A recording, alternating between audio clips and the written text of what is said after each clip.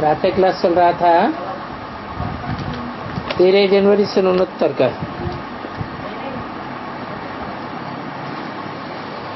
बात चल रही थी शिवलिंग की कि पहाड़ों से शिवलिंग का पत्थर टकराते हुए आता है और पानी में टकराते टकराते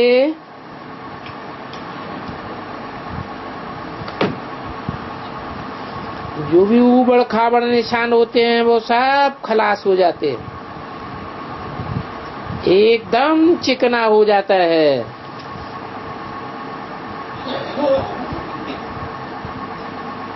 जैसे कि संस्कार मिल जाते हैं।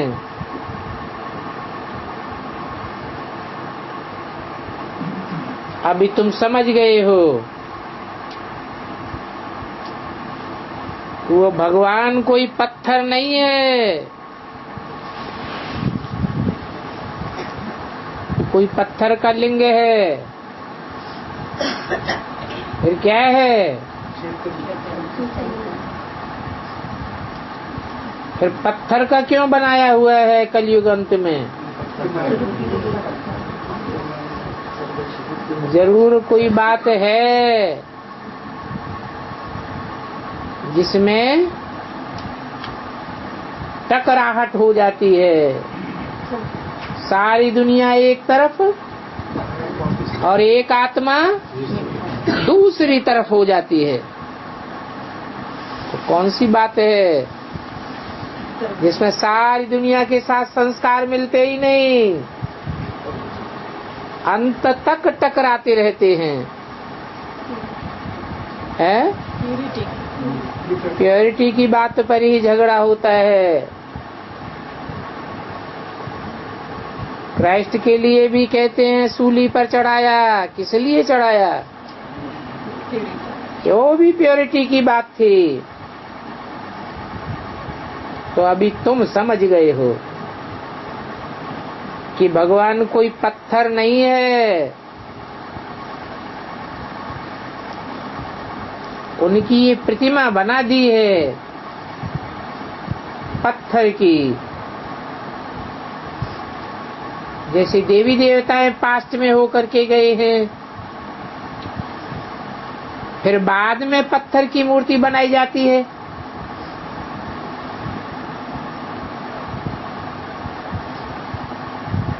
पत्थर का चित्र बनाकर उनको कहा जाता है लक्ष्मी और नारायण।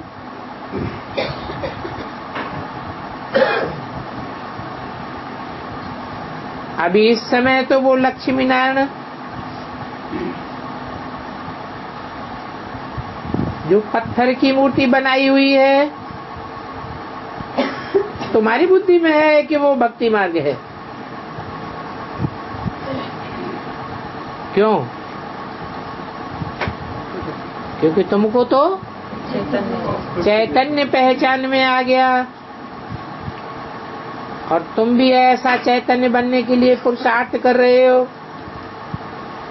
तुम समझते हो हम कोई ऐसे पत्थर के नहीं बनेंगे।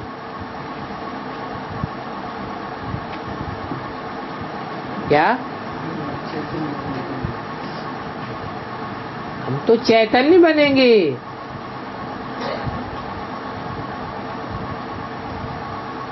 और ये भी चैतन्य था। क्या? पत्थर का बनाया हुआ लिंग भी चैतन्य था। क्या मतलब हुआ? चैतन्य माने बोलता चालता था। पत्थर का लिंग भी बोलता चालता था। माना वो लिंग है शरीरधारी की यादगार, और उसमें ज्योति बिंदु जो दिखाते हैं वो है निराकार शिव बाप की यादगार। शिव बाप उस चैतन्य शरीर में प्रवेश करते हैं जो संपन्न स्टेज का पुरुषार्थ प्राप्त करने पर पत्थर की मूर्तिवत हो जाता है। जैसे कोई सेंसेशन, कोई सेंसिटिवनेस नहीं। इंद्रियों में चंचलता होती है ना, तो इंद्रियों की चंचलता खत्म हो जाती है। इसलिए शिव और शंकर को मिलाकर एक कर दिया है।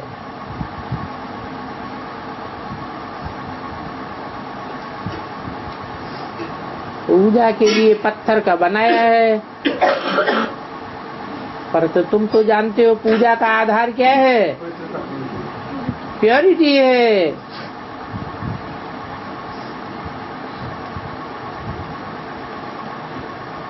पत्थर की पूजा होती है। चैतन्य होते हैं तो पूजा नहीं होती है। क्या मतलब? अगर उसे इंद्रियधारी साकार में इंद्रियों में सेंसेशन है,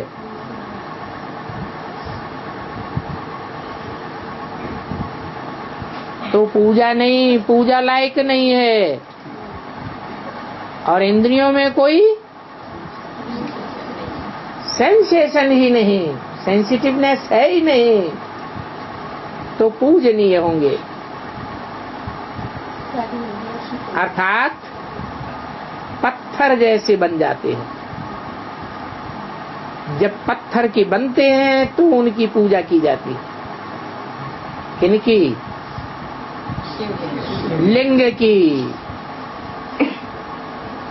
बाकी बिंदु की पूजा की तो बात ही नहीं। क्यों?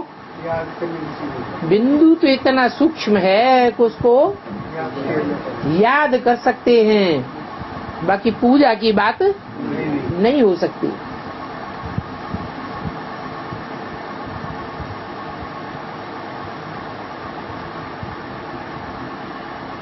चैतन्य है तो स्वयं पूज्य है। पूजा तो भक्ति मार्ग की बात है। जब जड़ हो जाते हैं तब पूजा की लायक हो जाते हैं। माने जब तक वो जड़ नहीं है तब तक पूजा के लायक नहीं है।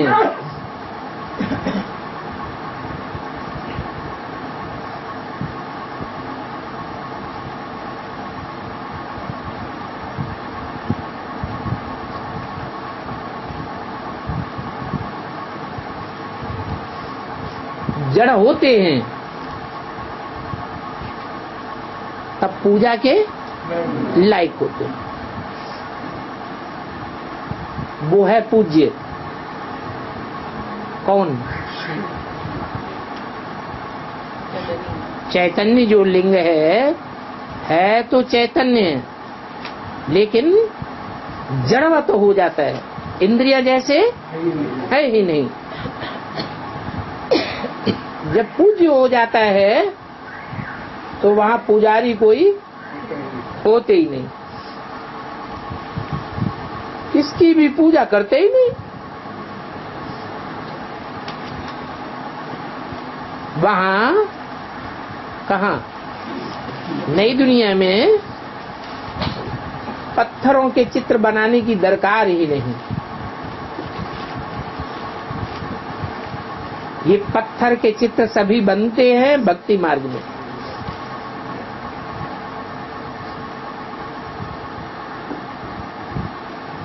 जो चैतन्य थे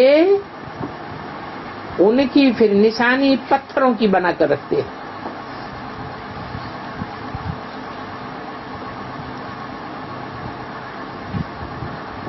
ये चैतन्य बनते हैं। कौन? लक्ष्मी नारायण। जब चैतन्य बनते हैं तो जड़ चित्र आदि सभी खलास हो जाते हैं। ये चैतन्य पूज्य बन जाते हैं।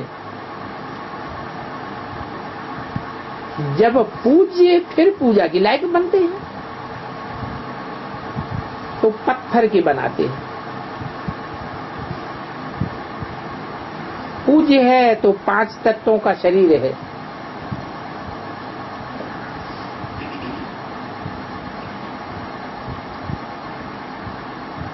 वही चैतन्य फिर जड़ बन जाते हैं। फर्क पड़ जाता है ना। अभी इन देवताओं के जीवन कहानी का तुमको मालूम पड़ गया है। आगे ये ज्ञान के चक्षु नहीं थे।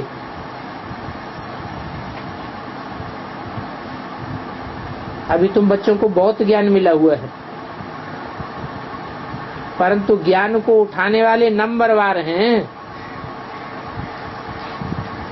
ज्ञान तो सभी को वो एक ही मिलता है और एक से ही मिलता है। रचयिता और रचना के आदि मध्य अंत का ज्ञान है,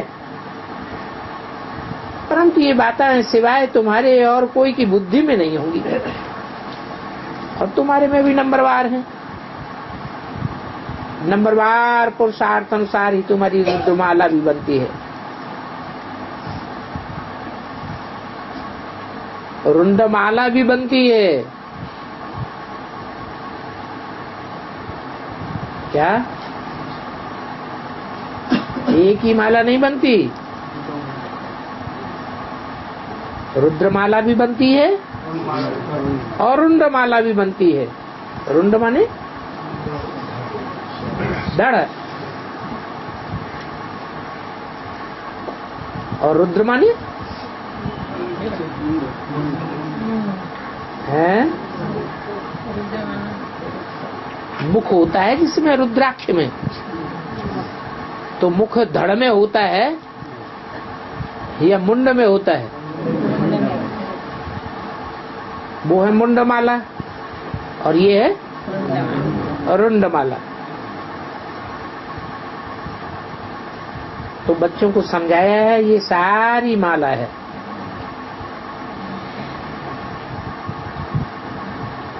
एक रुंडमाला है और दूसरी रुद्रमाला है।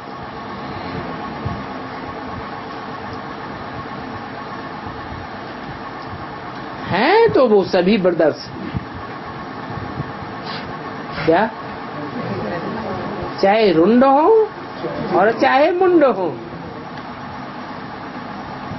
हैं ब्रदर्स। वो फिर ब्रदर्स और सिस्टर्स बन जाते हैं। हैं नहीं, जो रुंडमाला है वो ब्रदर्स, नहीं मुंडमाला है वो ब्रदर्स और रुंडमाला है वो सिस्टर्स बन जाती। क्यों नहीं? बच्चे हैं तो भाई भाई होना चाहिए ना। फिर वो रुंडमाला और वो रुद्रमाला दोनों ही ब्रदर्स और सिस्टर्स क्यों बन जाते हैं?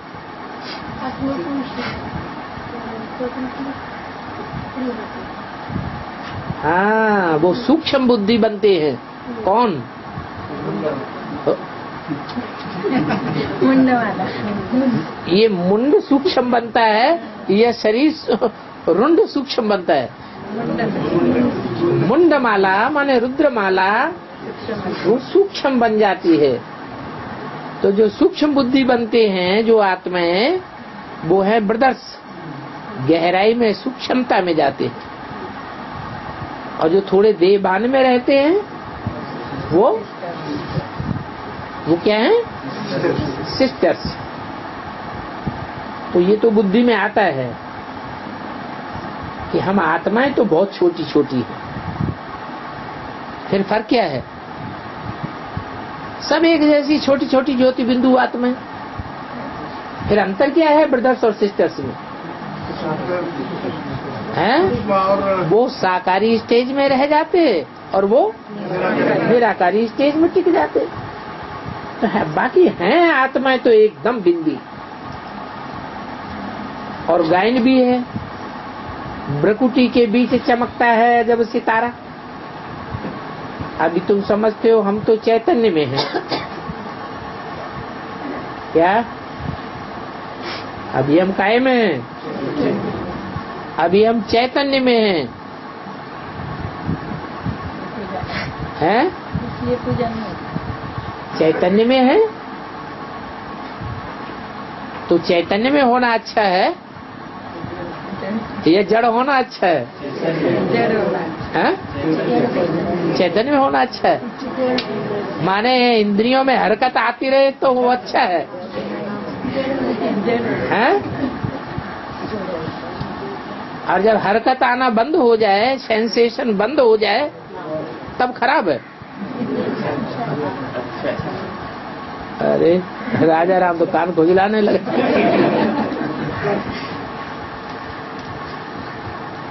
हम आत्मा बहुत छोटा सितारा है, फिर इनमें आते हैं तो पहले छोटा पिंड होता है। इनमें आते हैं,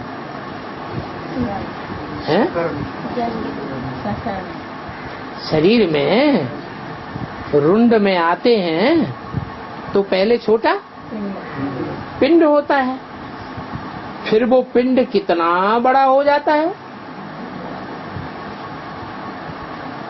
तो ये भी पार्ट बजाते रहते हैं।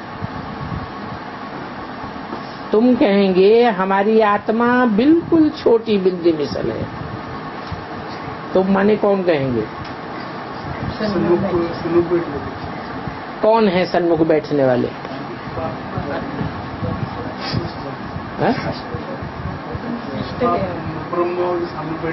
ब्रह्मा के सामने बैठे हुए।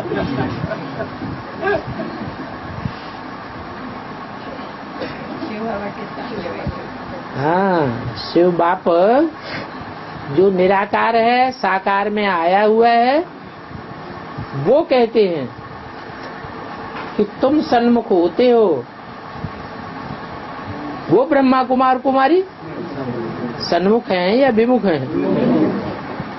वो भी विमुख हैं। उनमें भी जो फर्स्ट क्लास हैं, जो रुंडमाला में आने वाले हैं, विजय माला बनेंगे, वो भी सन्मुख हैं या विमुख हैं? वो भी अभी विमुख है। क्यों? क्यों नहीं पहचानते? क्योंकि तुम्हारी आत्मा एकदम छोटी बिंदी मिसल है, अति सूक्ष्म स्टेज में जाने वाली है, और वो साकारी स्टेज है। वो साकार की याद से ऐसे बन जाते हैं। तो किसको याद करते हैं? और ब्रह्मा बाबा को याद करते हैं, जिसमें मुकर्रर रूप से बाबा शिव बाप आता नहीं है। और तुम निराकार बाप को याद करते हो, जो निराकारी स्टेज वाले में आता है। बाप को बीज कहा जाता है। बीज निराकार होता है या साकार? निराकार। तो वही निराकार शिव है, इतना सारा पार्ट बजाते हैं, और इस बड़े शरीर से बजाते हैं। क्या कहा है? वो छोटे पिंड से नहीं बजाते हैं। ये छोटा पिंड बड़ा पिंड क्या? भक्ति मार्ग में शिवलिंग को भी बहुत बड़ा बड़ा बना देते हैं, और कहीं छोटी पिंडी बनाते हैं। वैष्णो देवी चले जाओ, पिंडी छोटी है या बड़ी है? छोटी छोटी पिंडी बनाई दी। तो इतना सारा पार्ट बाप की आत्मा बजाती है इस बड़े शरीर से। माने यज्ञ के आदि में वो शरीर बड़ा था या छोटा था? अच्छा, तो बुढ़ा होता हो गया तो बड़ा था या छोटा था? शरीर तो बड़ा था, लेकिन बेहद की बात है, जिसे पिंड कहा जाता है वो छोटा रूप था, समझदार रूप नहीं था। समझदार को कहेंगे सगीर, और बेसमझ को बच्चा कहा जाता है। तो ये बड़ा होने के कारण मनुष्यों को शरीर ही जास्ती याद आता है। क्या बड़ा होने के कारण? ये शरीर बड़ा होने के कारण मनुष्यों को शरीर ही जास्ती याद आता है। सतयुग में ऐसे नहीं कहेंगे आत्माभिमानी बनो।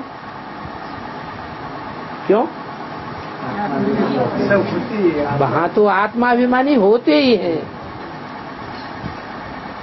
ऐसे नहीं कहेंगे अपन को आत्मा समझो। ये सिर्फ इस समय एक ही बार तुमको ज्ञान मिलता है, क्योंकि तुम जानते हो अभी आत्मा पतित बन पड़ी है। पतित होने के कारण जो भी काम करते हैं वो सब उल्टा करते हैं। क्या? पतित होने के कारण सारे काम उल्टे करते हैं। ऐसी कौन सी कौम है जिसमें सब कुछ उल्टा ही उल्टा चलता है? नहीं। धर्मों में जितने भी धर्म दुनिया में चल रहे हैं उनमें कोई धर्म है जिसमें हिंदू और मुसलमानों में सब कुछ उल्टा ही उल्टा है? हिंदू सीधी तरफ से किताब पढ़ेंगे तो मुसलमान उल्टी तरफ से किताब पढ़ेंगे। वो कहेंगे तुम उल्टे, वो कहेंगे तुम उल्टे। वो दाईं ओर से लाइन को बाईं ओर पढ़ेंगे हिंदू लोग, दाईं ओर से बाईं लोग मुसलमान पढ़ते हैं, और वो हिंदू लोग बाईं ओर से दाईं ओर को लाइन पढ़ते हैं। वो कान में उंगली दे करके याद करते हैं, और वो पहले कान से सुनेंगे, समझेंगे। और कान से सुनेंगे बात तो तब तो समझ में आएगी। पहले कान से सुनेंगे, फिर याद करेंगे, पकड़ेंगे नहीं। तो देखो, बाप तुमसे सुलटा काम कराते हैं। क्या? पहले ब्रह्मा के द्वारा क्या किया? उल्टा काम कराया। तुमसे सुलटा काम कराया या उल्टा काम कराया? हैं? हाँ, बाप ने ब्रह्मा के द्वारा तुमको पहले सुनने सुनाने का काम कराया। क्या काम कराया? सुनने सुनाने के। पहले सुनना है कान से, दूसरों को कान में सुनाना है, फिर जितना दूसरों की सेवा करेंगे उतना मनन चिंतन मंथन ऑटोमेटिक चलेगा। ऑटोमेटिक जब मनन चिंतन मंथन चलेगा तो ज्ञान भी गहरी जरूर आती है। तो बाप सुलटा काम कराते हैं, और रावण जो द्वापर से आते हैं, कौन सा धर्म द्वापर से आता है? रावण उल्टा काम कराते नहीं है, बोला रावण उल्टा काम कराती है। माया रावण। बाप ने समझाया है उल्टा और सुलटा कौन सा काम कराती है, ये बाप ने तुम्हें समझा दी। सारे ही काम उल्टा और सुलटा बाप समझाते हैं। परमात्मा सर्वव्यापी के ना, ये तो सबसे उल्टा काम हो गया। क्या? सारी दुनिया क्या कहती है? सर्वव्यापी। और तुम क्या कहते हो? एक व्यापी। माया फिर तुम्हारा भी माथा घुमाई देती है। घुमाती है कि नहीं? है? अरे बाप आने के बाद माँ नहीं घुमाती। माया नहीं घुमाती। देख लो, फाइनल परीक्षा होने वाली है, माया किसी को छोड़ती नहीं है। हाँ हाँ, हम तो रेडी, इसलिए तो बोल रहा हूँ। हाँ, हम तो रेडी नहीं माया।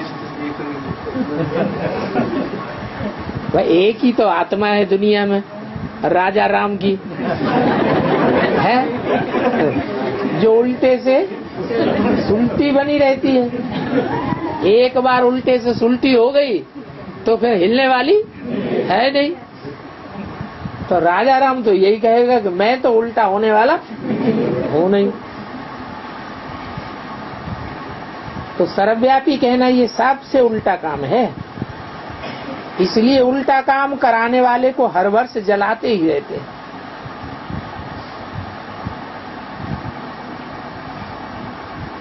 क्या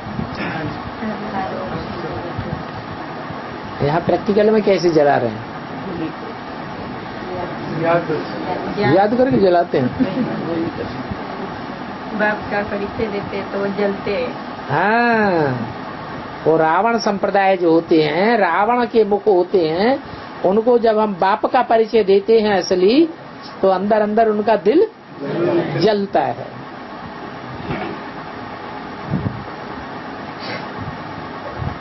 उसको हर वर्ष जलाते ही रहते हैं। अभी भी जला रहे हैं या नहीं जला रहे हैं? अभी भी जला रहे हैं।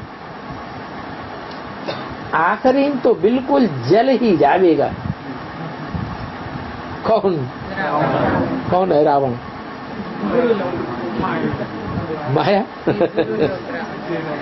माया के बाल बच्चे वो रावण संप्रदाय नहीं है, है? जो सिखा गई है भगवान साकार में नहीं हो सकता। माया क्या सिखाती है? भगवान है ही नहीं। और हम क्या कहते हैं? अरे भगवान तो प्रैक्टिकल में साकार में आया हुआ है। आखिरी तो जल ही जाएगा। क्योंकि ये रावण जो है क्यों खलास हो जाएगा? सब आपस में मिट्टी जाएंगे। नहीं, ना सतो विद्यते भावो, ना भावो विद्यते सत। गीता में भी तो लिखा हुआ है ना, सर्वशास्त्र शिरोमणि में। क्या? जो सत्य होता है उसका अभाव नहीं है, वो कभी नष्ट नहीं होता, और जो असत्य होता है उसका विनाश हो जाता है। तो ये माया रावण कोई अविनाशी चीज तो है नहीं। भगवान तो अविनाशी। सृष्टि पर सदा कायम कौन है? इस सृष्टि पर सदा कायम तो शिव बाबा है। वो कभी कायम न रहे ये तो हो नहीं। भले दुनिया पहचाने या न पहचाने। सत्य को त्रेता में देवताएं आत्मा की स्थिति में रहते हैं, उन्हें पहचानने की दरकार ही नहीं। और द्वापर कलयुग में पहचानने की तो दरकार है, लेकिन अपने को ही भूल जाते हैं, तो बाप को तो जरूरी भूल जाएंगे। तो सतयुग त्रेता द्वापर कलयुग में जानते नहीं हैं,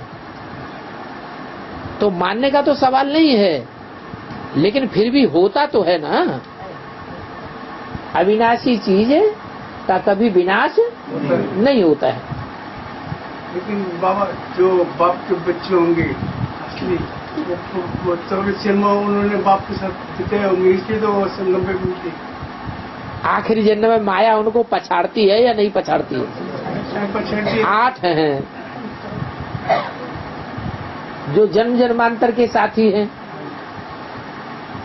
कभी विपरीत बुद्धि नहीं बनते। फिर आखिरी जन्म में माया उनको नाक रगड़ाई देती है कि नहीं? रगड़ाई देती है। पहचान के आते हैं ना, वो तो सभी आवेंगे। ऐसे 500 करोड़ में से 700 करोड़ में से कोई आत्माएं हैं जो बाप के पीछे पीछे परम धाम न जाते हो। तो ये रावण तो विनाशी है? ये विनाशी है, आखिरी जल ही जाएगा। आत्मा जो पार्ट बजाती है वो अविनाशी है। क्या कहा? कौन रह जावेंगे और कौन जल बुन के खलास हो जावेंगे? रावण को जो आत्मा अभी बन करके रहेंगे, आत्मा बनने की प्रैक्टिस अभी कर रहे हैं, वो ही रह जाएंगे और बाकी सब रावण संप्रदाय हो गए। क्योंकि कुछ न कुछ देवान रह जाएगा। तो जो आत्मा है उनको कब जलाया नहीं जाता है। क्या?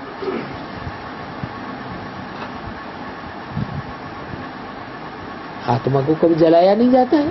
चली नहीं सकती माना आत्माभिमानी को कोई उल्टी पुल्टी बात बोले, जानबूझ के भी बोले, तो उसके ऊपर असर ही नहीं होगा। जो देहभान वाला होता है ना, उसको कोई सच्ची बात भी कह दे तो उनको मिर्ची लग जाती है, अंदर अंदर उनका दिल जलने लग पड़ता है।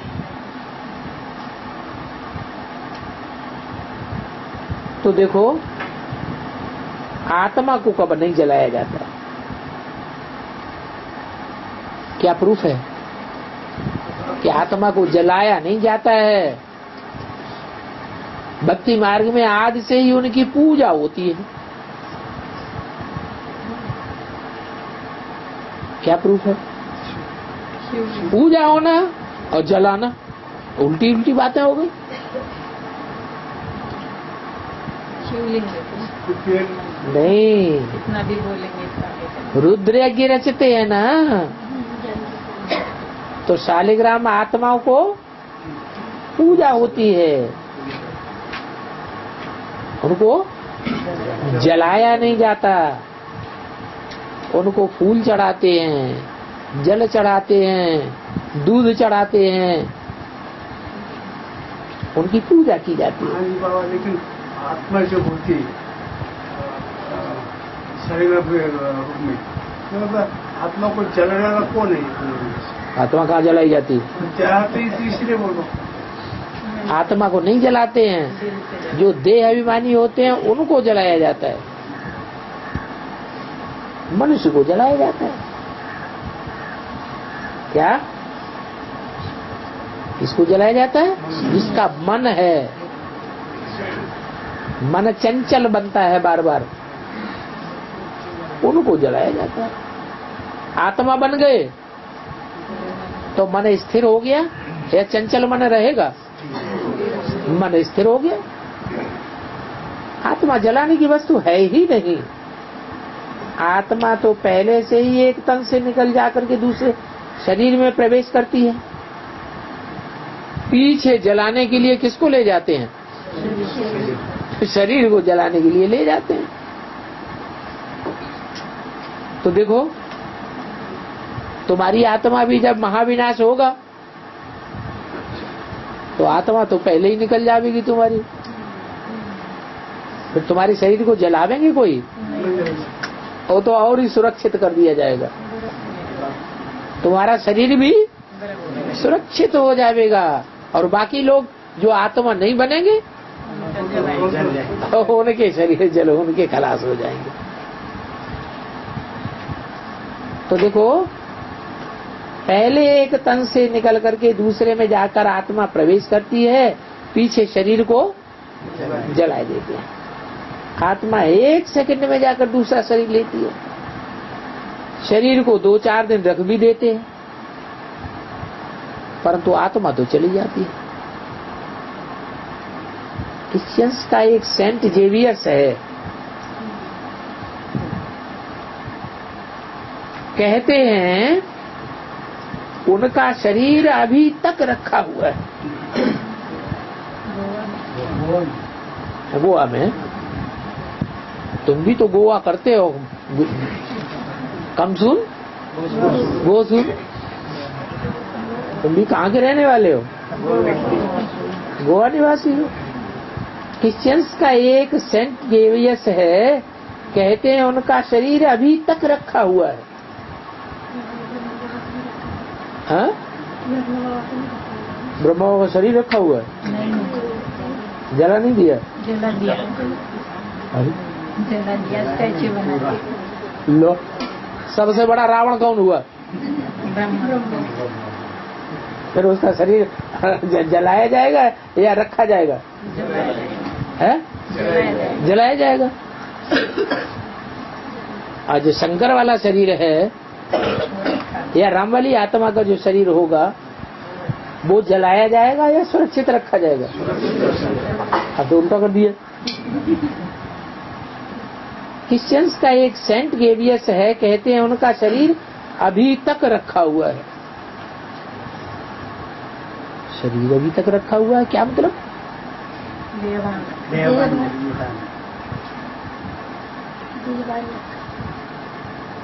क्रिश्चियंस में ये यादगार क्यों चली आ रही है?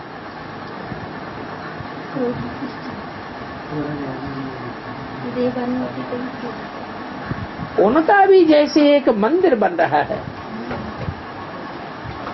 यादगार मंदिर। वो शरीर दवाइयों आदि से ढका हुआ रखा है। हाँ, लेकिन कब तक नहीं? कब तक रहेगा? यादगार कहाँ से निकाली उन्होंने? किसकी किसकी राशि मिलाते हैं? क्राइस्ट की और कृष्ण की राशि मिलाते हैं। कौन से कृष्ण की राशि मिलाते हैं? सतयुग में जन्म लेने वाले कृष्ण की या संगम युगी कृष्ण की राशि मिलाते हैं? जो सतयुग जन्म लेने वाले की यादगार बनती है। शरीर किसका सुरक्षित रखा जाता है? संगम युगी कृष्ण का शरीर सुरक्षित रखा जाएगा। संगम युगी कृष्ण कहो, next to God is Krishna. संगम युगी शंकर कहो, next to God is Shankar. संगम युगी प्रजापिता कहो, next to God is Prajapita. संगम युगी नारायण कहो, बात तो एक ही हो जाती है। तो उन्होंने फॉलो किया है क्रिश्चियंस ने, किसको? है कृष्ण को, संगम युगी कृष्ण को फॉलो किया है कि संगम युगी कृष्ण जो है वास्तव में उनका शरीर इस रंगमंच पर कभी गायब होता ही नहीं, सदैव ही रखा रहता है। इसलिए बताया इस सृष्टि पर सदा कायम कोई चीज है ही नहीं, सदा कायम सिर्फ एक शिव बाबा ही है। तो उनका भी जैसे एक मंदिर बन रहा है, दवाइयों आदि से ढका हुआ रखा है।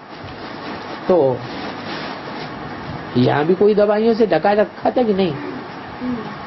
कौन सी दवाई है जिससे ढका हुआ रखा जाता है? नहीं। अरे नहीं, अरे ज्ञान की दवाई है वो। हम कहते हैं पानी, वो पानी नहीं है, बर्फ है। डिस्टिल्ड वाटर कैसे बनता है? बर्फ से बनता है। हाँ, तो किसको दिखाते नहीं है? सेंट जेवियर्स को किसको दिखाते नहीं है? पूरा शरीर नहीं दिखावेंगे, सिर्फ उनके पांव दिखाते हैं। इच्छा पूरी होती। हाँ, सिर्फ उनके पांव दिखाते हैं। यहाँ बेहद में कौन से पांव हैं? संगम युगी कृष्ण के बुद्ध रूपी पांव की बात है।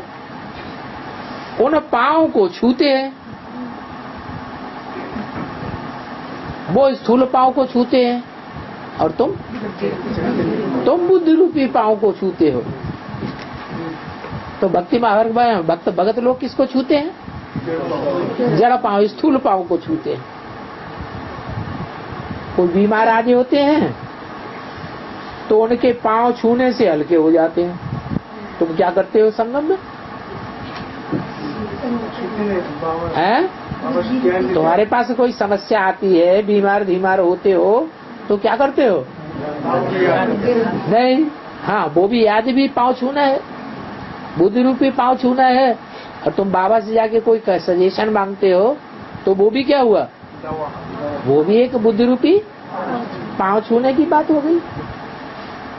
तो पांव छूने से हल्के हो जाते हैं। सेंट गेवियर्स के पांव छूते हैं तो हल्के हो जाते हैं, तो समझते हैं उनकी कृपा हो गई। बाप कहते हैं ये भावना का भाड़ा मिल जाता है। निश्चय बुद्धि होने से तुम भी यहाँ कुछ निश्चय बुद्धि बनते हो कि नहीं?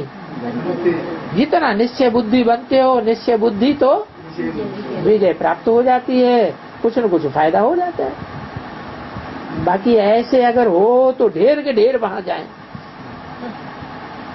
क्या कि पांव छूने से फायदा हो जाए तो फिर क्या हो, वहां तो ढेर के ढेर जाएंगे, लेकिन वहां तो ढेर के ढेर सारी दुनिया नहीं जाती है। ये तो यहाँ की बात है कि आगे चल करके क्या होगा, ढेर के ढेर जाएंगे। और बाप यहाँ आए हैं, बाप यहाँ आए हैं। कौन से बाप? शिव बाप यहाँ आए हैं,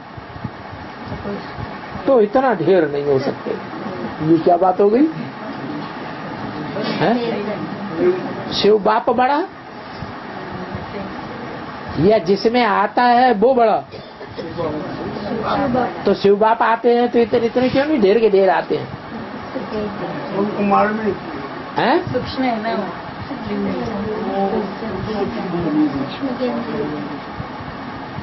बाप यहाँ आए हैं तो इतना ढेर नहीं हो सकते।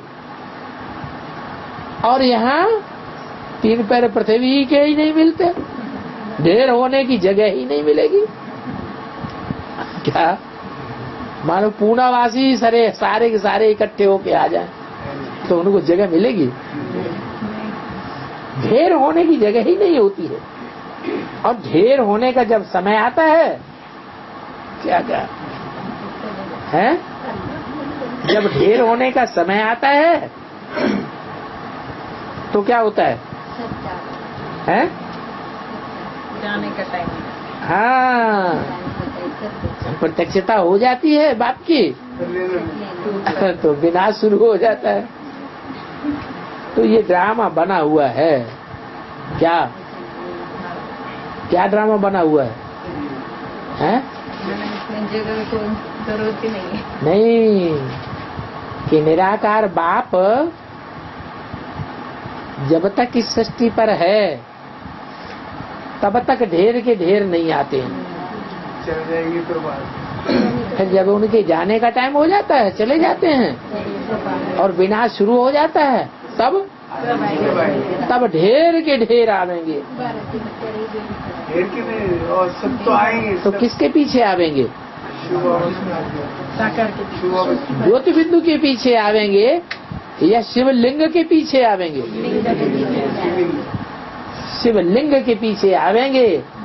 जो शिवलिंग में असली तत्व जो उसे बनाने वाला है उसके पीछे नहीं आते।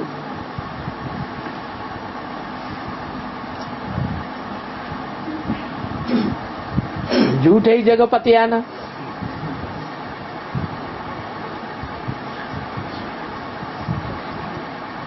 तो देखो ये भी ड्रामा बना हुआ है जो चला आता है।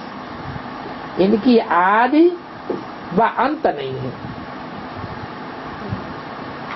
हाँ, झाड़ की जर्जरीभूत अवस्था होती है, अर्थात सारा झाड़ तमो प्रधान बन जाता है, तब ये झाड़ चेंज होता है। क्या कहा? परिवर्तन की शुरुआत असली कब से होती है? हाँ? जब ये झाड़ जर्जरीभूत अवस्था को पाता है। कोई भी झाड़ की जब उम्र पूरी हो जाती है, फल देना बंद हो जाते हैं। जब फल ही देना बंद होगा तो उसमें बीज भी नहीं निकलता। तो ये झाड़ चेंज होता है। क्या चेंज होता है?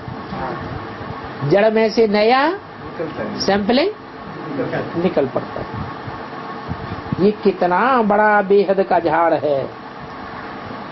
कौन सा? मनुष्य सृष्टि रूपी झाड़। जो अभी चेंज होना है हुआ तो हुआ नहीं है, जर्जरीभूत है, तमो प्रधान है, या कोई सतो प्रधान आत्मा भी यहाँ बैठी हुई है? बनने जा रही है, बनने जा रही है नहीं, जो पूछा सो बताओ। सब जर्जरीभूत हैं या कोई सतो प्रधान भी है? सारी दुनिया इस समय जर्जरीभूत है।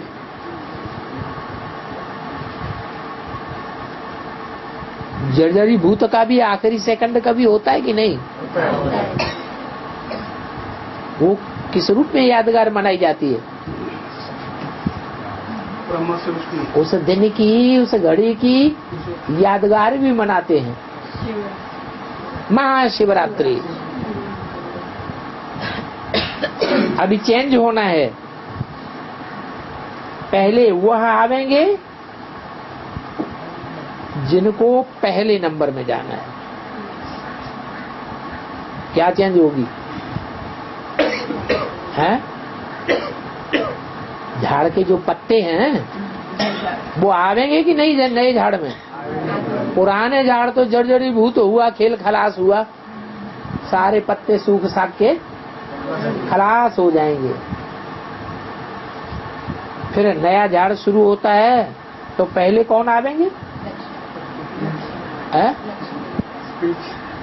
पहले पत्ते आवेंगे कि पहले बीज आवेंगे? पहले वो आवेंगे जिनको पहले नंबर में जाना है। कहाँ जाना है? नहीं, हाँ, सतयुग में भी जाना है, परम धाम में, बाप के घर में जिनको पहले नंबर में जाना है वो पहले आवेंगे, नंबरवार आवेंगे ना। घर में आवेंगे भी नंबरवार और घर से नई दुनिया में भी नंबरवार आवेंगे। कि पहला पत्ता कृष्ण आवेगा? है? सभी सूर्यवंशी इकट्ठे तो नहीं आ जावेंगे। पहले जो असल सूर्यवंशी होंगे वो पहले आवेंगे और बाद में फिर वो आवेंगे जो असल तो नहीं थे, लेकिन फिर असल बन गए।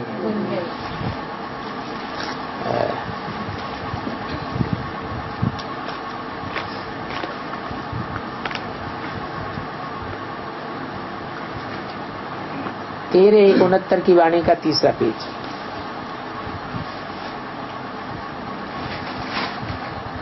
चंद्रवंशी भी सभी इकट्ठे नहीं आते हैं। क्या कहा? जैसे रुद्रमाला के मणके धीरे धीरे आए हैं या इकट्ठे आए हैं? धीरे धीरे आए हैं। ऐसे जो अव्वल नंबर चंद्रवंशी होंगे, जो इसी जन्म में सूर्यवंशी बनेंगे या अगले जन्म में बनेंगे? हैं? इसी जन्म में सूर्यवंशी बन जाएंगे। और उनकी ये भी खासियत होगी कि इसी शरीर से सूर्यवंशी बनेंगे, वो पहले पहले आवेंगे। और जो इसी शरीर से सूर्यवंशी नहीं बनेंगे, सतयुग में जाकर के नया जन्म लेकर सूर्यवंशी बनेंगे, जन्म लेकर के, वो तो बाद में आवेंगे। चंद्रवंशियों में भी पहले कौन आवेंगे? हैं? अरे हाँ, जो मजावाला के मणके निकलेंगे वो भी इकट्ठे नहीं आवेंगे, वो भी धीरे धीरे आवेंगे, लेकिन जो सतयुग में चंद्रवंशी आवेंगे उनके मुकाबले पहले आ जावेंगे। तो माला बनती है वह जो नंबरवार है, जो दूसरे नंबर के हैं चंद्रवंशी, जो शरीर छोड़ करके फिर सूर्यवंशी बनेंगे जन्म लेकर, वो माला में नहीं है। हाँ, समझा जा सकता है कि वो आत्माएं अभी प्रवेश होकर के संपन्न बनती है। अभी आने वाले हैं, आए नहीं हैं। शरीर छोड़ करके जो सूर्यवंशी बनेंगे वो भी आए नहीं हैं, अभी आने वाले हैं। और जो शरीर सहित सूर्यवंशी बनेंगे वो भी अभी आने वाले हैं, आए नहीं। क्योंकि हम जानते हैं सभी तो आए हुए हैं नहीं सूर्यवंशी, सभी इकट्ठे नहीं आते। पार्टधारी आहिस्ते आहिस्ते आते हैं। क्या?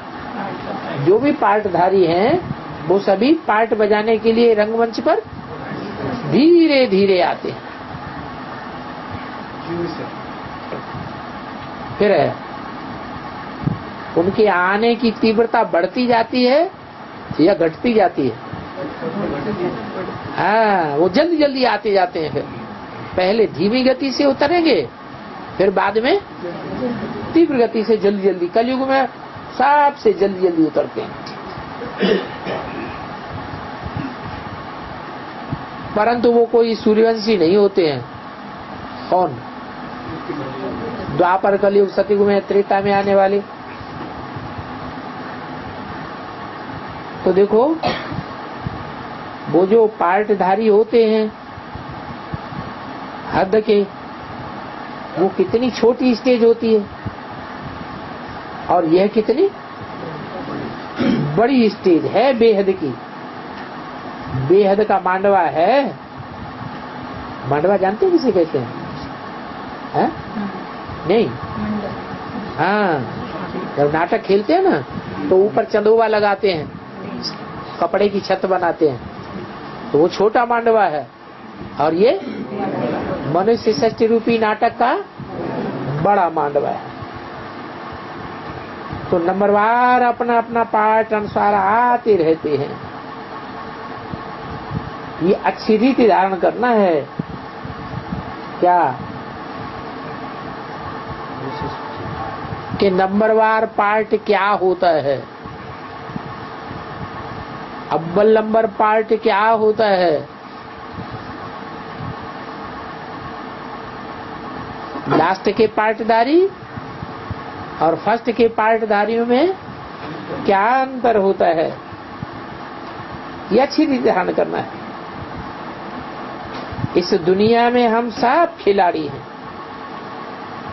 पार्ट बजाने जाते हैं, आते हैं और नंबरवार आते हैं।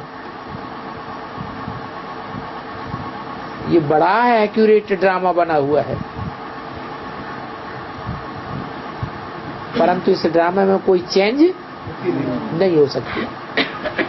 अर्थात जिसने जो अच्छा या बुरा पार्ट बजाया रंगमंच पर, वो वैसा ही 5000 साल ज्यों का त्यों रिपीट करते रहेंगे। कोई कहे कि हम आगे चल करके इसे चेंज कर दें, ये बात नहीं हो सकती। एक्यूरेट कह नहीं सकते हैं, नहीं, इनएक्यूरेट कह ही नहीं सकते। ये ड्रामा इनएक्यूरेट बना हुआ है। मीठे मीठे बच्चे जब यहाँ बैठते हो तो बुद्धि में यही याद रहना चाहिए, क्या ये ड्रामा है रंगमंच, और इस रंगमंच पर हम सब नंबरवार पार्ट बजाने वाले हैं। कोई अव्वल नंबर का पार्ट बजाने वाले हैं, कोई द्वयम नंबर का, कोई थर्ड क्लास, कोई फोर्थ क्लास। और सत्संगों में तो और अनेक बातें बुद्धि में आती रहती हैं। यहाँ तो हमारी बुद्धि में क्या आना चाहिए, हमारा पार्ट इस दुनिया के रंगमंच पर क्या है, ये हमारी बुद्धि में आना चाहिए। हु एम आई, मैं कहाँ हूँ। शास्त्रों आदि में तो कितनी ढेर की ढेर बाहियात बातें लिखी हुई हैं, पर चिंतन ही चलता रहता है। और हमारा तो सारा ज्ञान स्वचिंतन का होना चाहिए। ओम शांति।